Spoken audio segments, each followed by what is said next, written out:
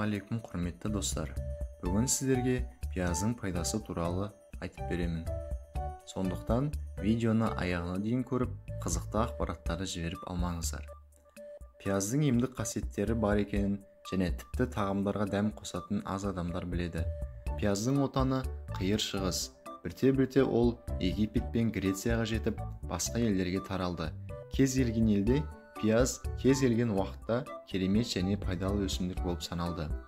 Пияз құрамында дәрумендерге бай, минералды тұздар, органикалық қышқылдар және фитонцидтер деп аталатын заттар бар.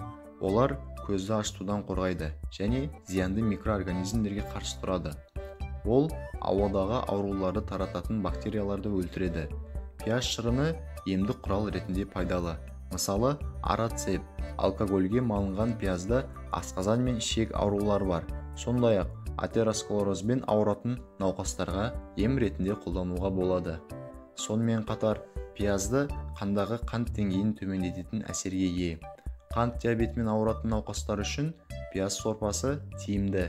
Бүйрек тастары бар науқастар күніне 2-3 рет біраз қасық пияз шырынын ішсе тиімді болуы мүмкін. Мұрыннан су ағып, тамақ қызарған кезде кейбір адамдар пияз шырынын тамызады. Бұл қате.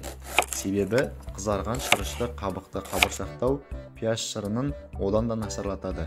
Керісінше, шәйнекке құйылған ыстық суға пияз шырынын қосып, оны бумен пісіру тиімдірек. Егер пияздың емдік әсері 15-20 минутке созылса, оны мүмкіндігінше тезірек қолданған дұрыс. Сүтке үгітілген пиязды қосып, дәкеге орап, аяқтың кератинделген бөлігіне басыңыз. Бұл дөрекі терінің әлендіреді және оны жұмсақ етеді. Іріңді жаралар мен көгерулер де ішке қарай басуы мүмкін. Пияз сонымен қатар шаштың суын тоқтататын қасиетке ие. Пияз шырынын орамалға сіңіріп, оның бастың артқы жағына жағу жақсы. Оның үстіне сүлгімен сүртіп, содан кейін басқасын қызыл сыртын дәмдеу жақсы. 1,5-2 сағаттан кейін жылы сумен шайыңыз.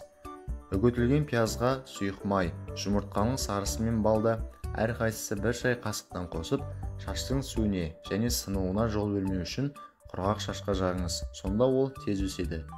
Пиязда апельсин мен лимонға қарағанда аскорбин қышқылы көп. Қазіргі уақытта пияздың 400-ден астам түрі белгілі. Пиязды жылдың кез келген уақытында тұтынуға болады. Және достар, кез келген жағдайда дәрігердің кеңесін алғанын сұраймыз. Егер де видео ұнаса, лайк басып каналға тіркеліп кетіңіздер.